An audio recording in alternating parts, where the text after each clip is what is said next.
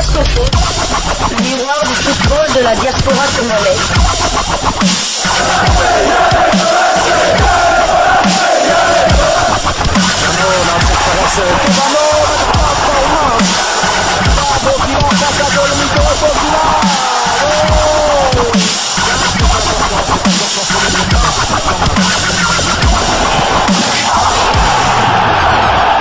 Disco Foot, le miroir du football de la diaspora congolaise.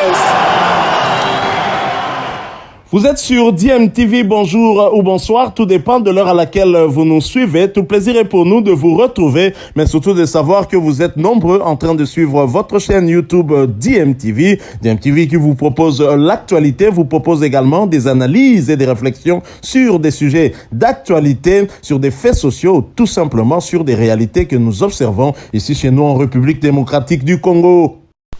Barrage mondial Qatar 2022, 8 joueurs ont rejoint la tanière des Léopards pour compléter l'effectif déjà sur place. L'équipe nationale de la RDC vient de s'élargir avec 8 nouveaux joueurs. C'était dans la soirée du mardi 22 mars.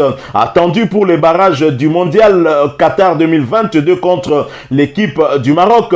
Le capitaine Marcel Tisserand, Yannick Yalabolazi ainsi que Paul-José Mpoku avaient atterri sur le coup de 23h15 à l'aéroport international d'Ndjili. Ils ont été précédés par Niskens Kebano, Gaël Kakuta, Chancel Mbemba Mangoulou ainsi qu'Arthur Maswaku, arrivés à 22h05 alors que Yohan Wissa avait atterri un peu plus tôt à 18h10. Yohan Wissa a été le premier à rejoindre l'équipe au lieu de regroupement de l'équipe. C'était dans la soirée. Il a non seulement dîné avec le groupe, mais il a également passé le test Covid-19 au fleuve Congo, hôtel de Kinshasa. Les autres sont attendus quelques heures, les autres qui étaient attendus quelques heures après dans le quartier général étaient bel et bien arrivés. Ainsi, le groupe de Léopards est passé de 18 joueurs à 26. Ils vont s'entraîner ensemble avec les autres joueurs et vont assister à la réunion tactique de 12h30 à l'hôtel. Alors voici le programme des joueurs ce mercredi, 23 mars. De 11h à 12h30 était prévue la séance des soins. Réunion tactique à 12h30, test Covid à 13h30, soins à 14h45, départ pour l'entraînement à 15h30 et l'entraînement va débuter à 16h. Voici la liste des 26 joueurs présents à Kinshasa. 1. Joël Kasumba. 2. Hervé Lomboto. 3. Lionel Mpassinsao. 4. Christian Luindama. 5. Chris Mavinga. 6. Jordan Ikoko. 7. Vital Ntimba. 8. Mukoko Amale. 9. Glody Ngonda. 10. Edo Kayembe. 11. Samuel Bastien. 12. Peli Mpanzu. 13. Merveille Bopé Bokadi. 14. Ben Malango. 15. Shadrach Akolo, 16. Théo Bongonda, 17. Cédric Bakambu, 18. Dieu merci Mbokani, 19. Yohan Wissa, 20. Niskens Kebano, 21. Chancel Mbemba Mangoulou, 22. Arthur Maswaku, 23. Gaël Kakuta, 24. Marcel Tisserand, 25. Yannick Yalabolazi, 26. Paul-José Mpoku. Initialement prévu à 28, il y a 2 forfaits, à savoir Samuel Moutoussami pour cause de blessure et Elia Meshak qui a encore fait volte-face à l'équipe nationale. Elia Meshak qui promet de venir et puis il ne vient pas, donc il nous avait tenté et puis il n'est pas venu. Alors Yohan Wissa a été le premier à atterrir à Kinshasa vers 18h. Il a été accueilli par le public qui était présent à l'aéroport international de Ndjili. Je vous propose de suivre son arrivée. Nous nous retrouvons tout de suite après pour la conclusion.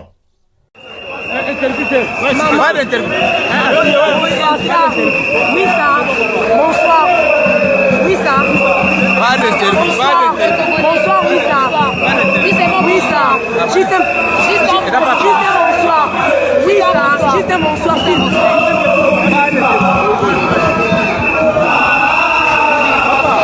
Wissa. Juste un bonsoir. Wissa. Bonsoir.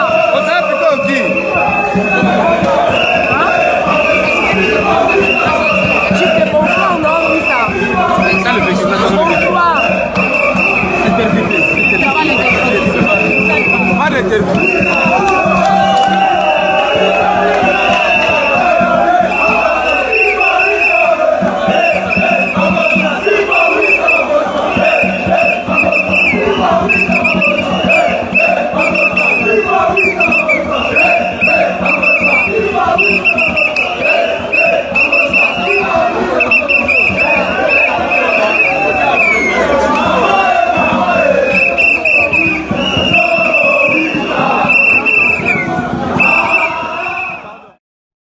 Voilà, Yohan Wissa, comme vous l'avez vu sur ces images, très heureux d'atterrir à Kinshasa, très content d'arriver sur la terre de ses ancêtres. Yohan Wissa qui danse avec les supporters qui sont sur place, des supporters qui chantent pour lui, ça me fait énormément plaisir parce que c'est un joueur qui va faire en tout cas sa première avec l'équipe nationale en officiel. Yohan Wissa est un joueur important non seulement pour l'équipe nationale de la RDC mais aussi pour son club Brentford, lui qui est venu de Lorient en Ligue 1 française, qui avant de quitter son club de Lorient l'avait permis en tout cas de se maintenir en Ligue 1 grâce à ses buts et à certaines de ses passes décisives. Ensuite, il est allé du côté de Brentford, un club promu et qui est en train aussi de se battre pour le maintien. Et Yohan Wissa sera très certainement, j'en suis convaincu, parmi les artisans qui vont assurer à cette équipe le maintien en première ligue. Et Yohan Wissa, avant d'atterrir à Kinshasa, avait inscrit un magnifique but,